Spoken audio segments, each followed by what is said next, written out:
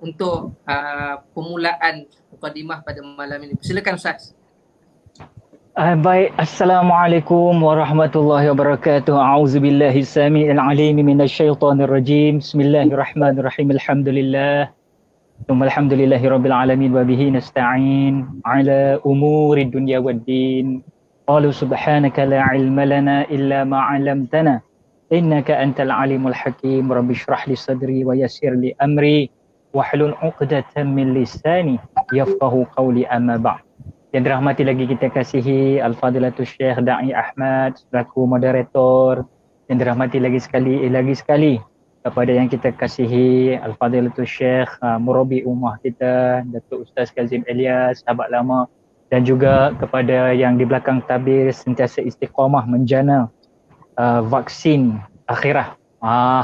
Itu dia. Mukadimah sebut perkataan vaksin vaksin akhirah. Itu ada Pak Asyad berbaju merah dengan sentiasa istiqamah apa dia punya tempat duduk dia tu. Ada apa nama ini, golongan K-pop ni, orang muda ni. Ayuh, baik, menjawab sedikit. Sebenarnya terus terang ana maklumkan kepada seluruh khusus kepada moderator, kepada panel Datuk Kazim, Pak Syad. Memang kita pun tak tahu malam ni sebenarnya. Ana ingat ana bersama dengan Datuk Ustaz Ahmad Kazim Alias saja. Rupa-rupanya kita ada macam konsep forum sikit, ada Da'i Ahmad. Maafkan ana di atas ketidaksempurnaan ana mengetahui hal itu terlebih dahulu. Jadi ana go with the flow lah, orang putih kata, kan? Jadi insya-Allah apapun, siapapun dari mana pun menjawab soalan. Yalah, ini bila Da'i Ahmad tanya soalan pasal hidayah, ini adalah merupakan soalan yang memang dah sentiasa ditanya. Soal hijrah, ya, sentiasa ditanya. Apapun kita kena faham bahawasanya berpagi-pagi lagi kita telah pun mengucapkan Allahumma hdini fi man hadait, ya. Kita pun minta di dalam duduk iftirash kita kata Rabbighfirli warhamni wajburni wahdini. Wahdini pun hidayah, minta hidayah Allah lagi. Kemudian tidak cukup dengan itu pula, kita sentiasa memohon kepada Allah Subhanahu Wa Taala, menjadi kewajiban bagi seorang si musalli yang mendirikan solat untuk menjaga rukun-rukun solat, antaranya suratul Fatihah. Kita baca ihdinas siratal mustaqim. Ini jelas menunjukkan bahawa sebagai seorang Muslim, kita tak dapat lari tidak untuk sentiasa mohon taufik dan hidayah daripada Tuhan Empunya Dunia. Tak kira lah maksudnya kita ni baru hijrah ke, dah lama hijrah ke. Yang penting kita sudah melihat dalam lembaran sejarah, ada manusia yang pada awalnya kita nampak teruk, tetapi di penghujung hayat dia, Allah beri dia hidayah, Allah beri dia kekuatan untuk beristiqamah. Mati dia di dalam keadaan Allah redha kepadanya. Allahu Akbar. Ada juga yang kita melihat di sebalik daripada itu, pada awalnya, al-awalnya cantik.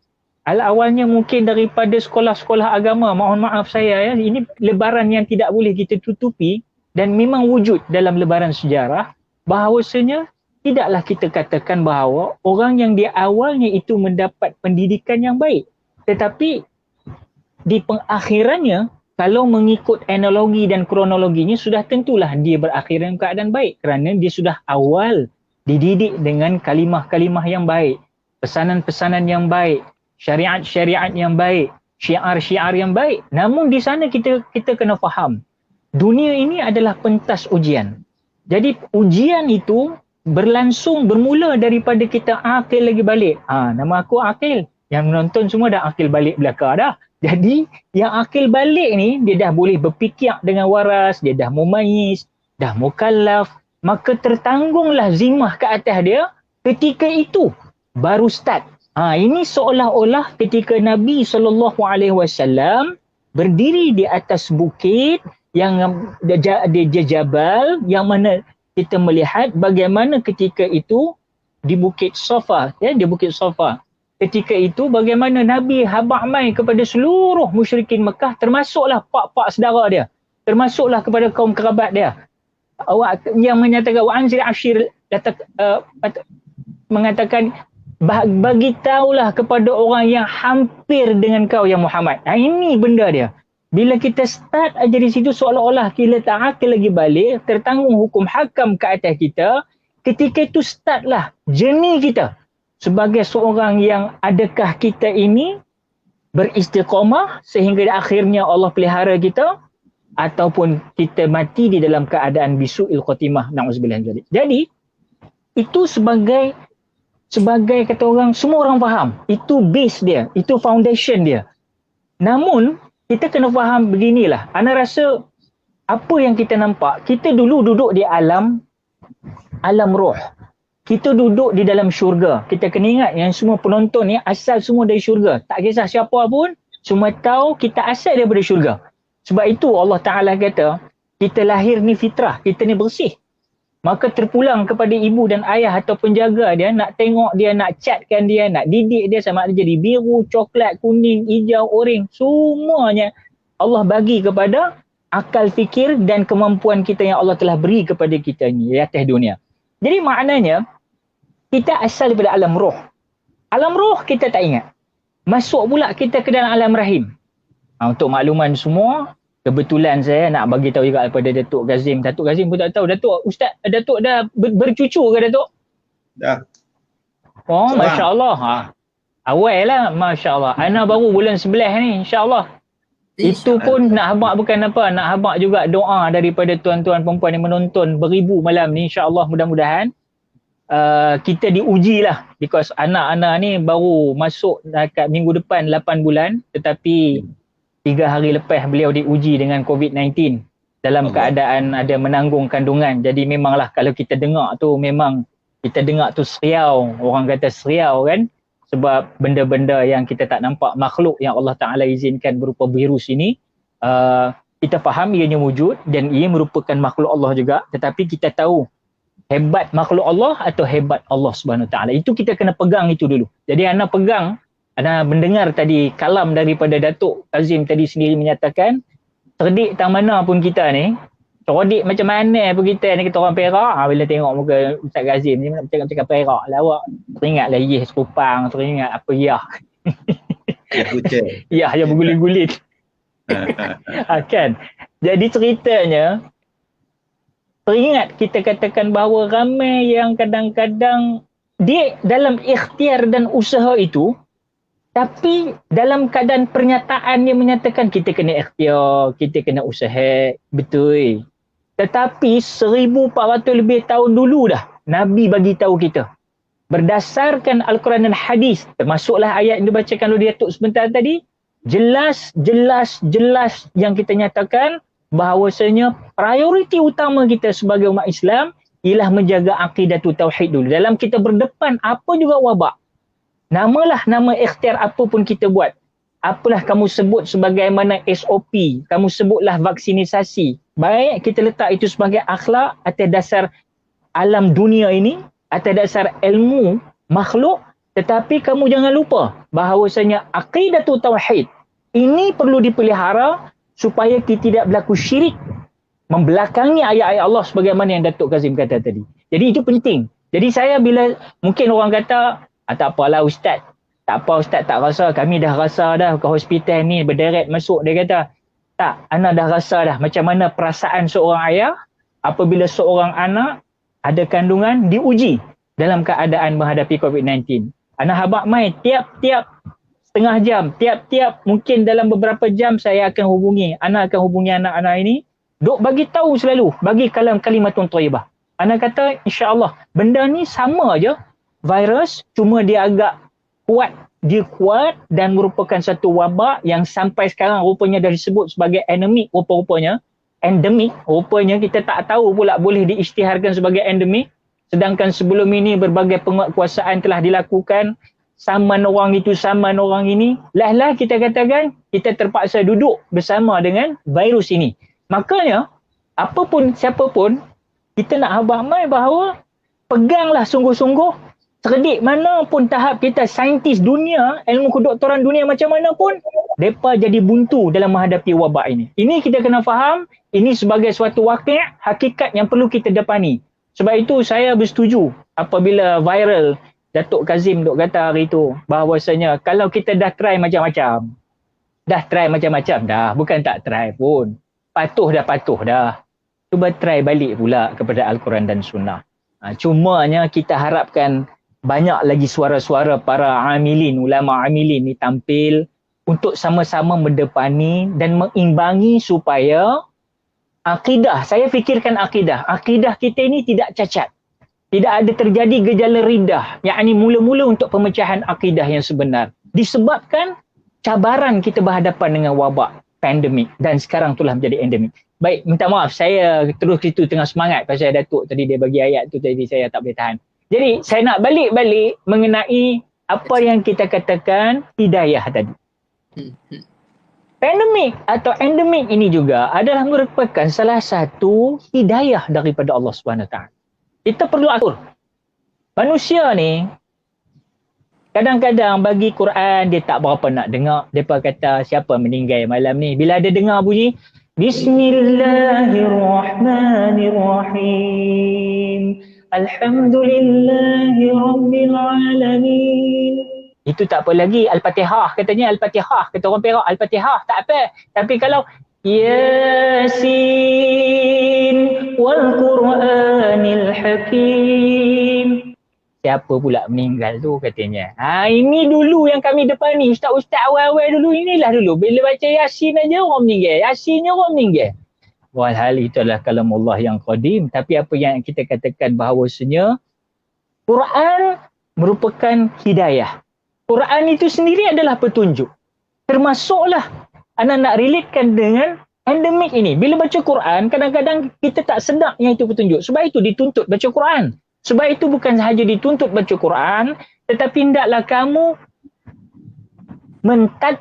menterjemahkan Quran, bahkan bukan kamu menterjemah Quran, bahkan kamu perlu mentafsirkan Quran, bahkan kamu terus mentadabbur Quran. Bahkan Quran bukan sekadar untuk dibaca saja, tetapi untuk difahami, untuk diamalkan dalam kehidupan kita seharian. Cuma malangnya kita melihat dalam suasana berdepan dengan wabak ini masih ada. Mungkin dah ramai dah sedar dah, alhamdulillah, masya-Allah tabarakallah. Tetapi ana yakin dan percaya masih ada yang meletakkan prioriti Quran itu di bawah daripada ilmu-ilmu yang lain. Ini masalah. Walaupun ulama-ulama dikatakan berijtihad dalam memutuskan suatu fatwa dari sudut vaksinisasi, dari sudut SOP. Namun di sana jangan sampai kita teledor, jangan sampai kita terbuai, jangan sampai kita meletakkan fatwa ataupun pesanan daripada Allah dan Nabi dan Rasul berbanding dengan pesanan mereka-mereka yang memikirkan hanya berdasarkan dalil aqliyah bukan naqliyah. Ini penting. Hari ini nampak macam dalil aqliyah menandingi dah meletakkan prioriti. Itu lebih tinggi daripada dalil naqli. Daripada Quran dan hadis. Ini persoalan kita yang kita perlu koreksi. Baik. Bila sebut kadang baca Quran, mereka tak apa nak dengar. Sebut hadis, lagilah letih Ustaz. Nak membaca hadis-hadis yang tak faham. Aku udahlah sekarang pula ada yang sahih. Ada pula yang tak sahih. Ada pula yang sama-sama. Ada yang dhaif kata, ada pula boleh pakai. Ada kata orang tak boleh pakai. Yang golongan ini kadang-kadang yang kata dhaif saja pun tak boleh pakai. Langsung tak boleh pakai. Ada ustaz ulama pula kata, boleh katanya. Sekadar beramai boleh. Jadi benda-benda macam ni, bagi orang yang mengaji tak apalah. Bagi golongan al-muta'alimin tak apa. Ni golongan-golongan awami ni. Depa-depa yang K-pop, yang sibuk duk TikTok, yang dia sibuk duk Bigo Live ni, depa ni tak ada masa nak fikir, nak korek benda tu. Allah tak bagi lagi mungkin hidayah untuk mereka menjadi seorang penuntut ilmu yang baik. Mungkin mereka menuntut ilmu cara keduniaan sekarang ni.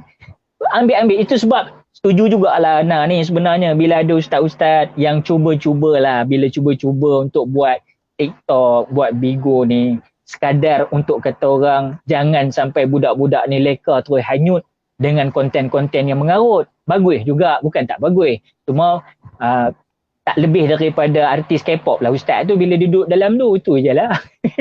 Tapi ceritanya berbalik-balik, bagi hadis pun dia lemau juga. Payah ustaz nak mengaji, payah saya, payah.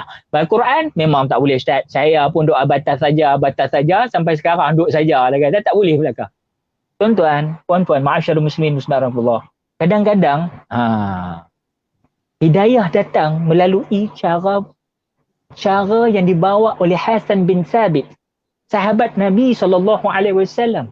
Yang Nabi menjadikan mimbar untuk Hasan bin Thabit, seorang yang mempunyai aura seni. Hasan, ni mimbar untuk engkau berdakwahlah. Engkau bersyairlah di atas mimbar ini.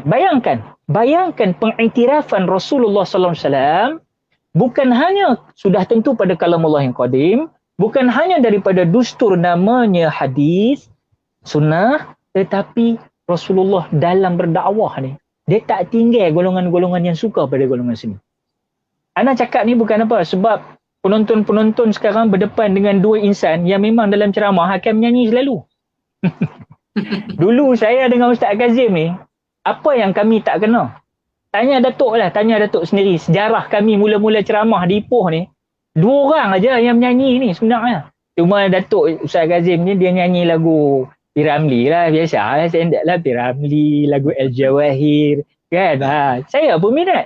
Tapi saya ni yalah, dah kita dikatakan mantan rockers ni, kita duk nyanyilah lagu-lagu rock tu kan, untuk tarik kawan-kawan sama-sama. Itu saja. Tapi maknanya kami berdepan dengan cabaran-cabaran ini. Mana ada orang dalam masjid nak menyanyi, mana ada. Kita menyanyi tu bukan dengan headbangers. Kita menyanyi bukan pusing kepala 360 darjah.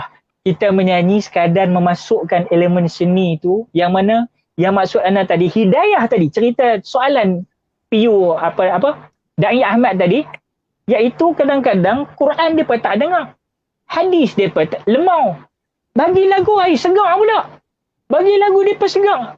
Macam tu kita kata contoh saja, nak bagi panas enjin Datuk sikit, saya lagi Datuk sambung lagu ni kan. Macam kita tengah duduk diam-diam dia bubuh lagu, oh Tuhanku yang telah jadikan diriku dari segumpal darah, ding ding ding ding ding ding. Oh Tuhanku yang telah jadikan diriku dari segumpal darah, ding ding ding ding ding. Engkau jua yang mematikan, menilai amalku walau sejarah, ding ding ding ding ding. Engkau jua yang mematikan, menilai amalku walau sejarah, ding ding ding ding ding. Itu nak panas ke ya suasana, minta maaf lah. Nampak Datuk, nampak kaki goyang, nampak tu. Okey, jadi persoalan yang saya nak bawa sebagai mukadimah ini ialah hidayah itu datang dalam pelbagai cara. Namun di sana kadang-kadang sama ada kita sedar atau tidak sedar, dan begitu pentingnya kita duduk dalam suasana bersama dengan agama ini. Suasana yang menghidupkan agama ini penting. Sebab saya khawatir bila kita duduk dalam suasana yang jauh daripada agama ini, terkadang saya nampak dia akan terus hanyut dan akhirnya mereka akan mempertahankan apa yang mereka suka, yang rupa-rupa yang mereka suka itu adalah merupakan musuh kepada Allah Subhanahu Wa Taala. Ini yang kita risau. Sebab itu hidayah dia related dengan hijrah. Jadi bila orang dah dapat hidayah ni, dia akan hijrah lah. So bila orang tanya, Ustaz ni hijrah, ni cerita hijrah ni, habaq mai terang-terang tuan-tuan puan. Saya ni dari tahun 1991. Bayangkan. Berapa puluh tahun dah anda rasa cerita hijrah ni. Sampai lah ni masih menjawab soalan yang sama. Tak apa. Yang penting biar kita rasa sentiasa dihijrahkan ke arah yang lebih baik. Walaupun gigi dah gugur, mata dah kabur, pipi dah kendor, uban dah terkabur, makan berbubur, jalan berjatuh sungkor yang menunggu lubang kubur. Tapi tetap bila orang sebut pasal hijrah, seolah-olah kita rasa refresh. Kita reset diri kita balik. Seolah-olah aku sentiasa nak jadi lebih baik daripada kemarin. Kerana orang yang berilmu itu adalah apabila dia merasakan diri dia jahil, merasakan diri dia sebenarnya tidak tahu apa-apa. Apabila dia dengar kalam seseorang, dia kata, Masya Allah, jauhnya aku daripada ilmu seseorang itu. Ini menunjukkan bahawa kamu berbahagialah. Kamu sedang meniti jalan kebenaran untuk menuju keridaan Allah SWT, kerana kamu meletakkan diri kamu terus memburu ilmu sehingga kamu dapat menyatukan, iaitu rasa ikhlas, rasa menta'abudkan diri, rasa untuk mencari wali mardatillah, semuanya dirangkumkan untuk kita buat pulang balik. Dan pesanan terakhir saya sebagai mukadimah awal ini, hijrah itu bukan mudah, tapi ia adalah satu dakwah. Sebut siapa juga hijrah di luar sana, hak baru, hak lama, dia kita kena anggap begini. Jangan anggap hijrah tu dah okey, aku dah hijrah, tayang kat mana-mana ruang media sosial, awak dah hijrah, saya dah hijrah, semalam baru balik umrah, saya dah hijrah, dulu tak bertelekung, sekarang udah pandai telekung, merata di kedapur bertelekung, tak apa, alhamdulillah. Tapi sebenarnya itu menunjukkan kita rasa seronok, kita dah bertukar daripada aura yang dulu kita tak menyokong atau mendokong perutusan Allah dan Rasul. Sekarang bila dah hijrah, Allah bagi kekuatan untuk kita tutup aurat, untuk kita baca Quran, untuk kita belajar Quran, untuk kita mendirikan solat, untuk kita terus istiqamah buat baik pada orang. Tetapi sebenarnya hijrah itu bukan mudah, memang bukan mudah. Tetapi cuba sematkan dalam dada kita, hijrah itu adalah satu dakwah. Sebab mati kita dalam perjalanan kita untuk berhijrah ini, ianya tetap orang ingat sebagai satu dakwah, sampailah mudah-mudahan ia menjadi bekalan kita yang berpanjangan sehingga ke yaumil mahsyar. Wallahu ta'ala alam. Amin amin ya rabbal alamin. Wallahu taala alam. Jadi tuan-puan yang dirahmati Allah, luar biasa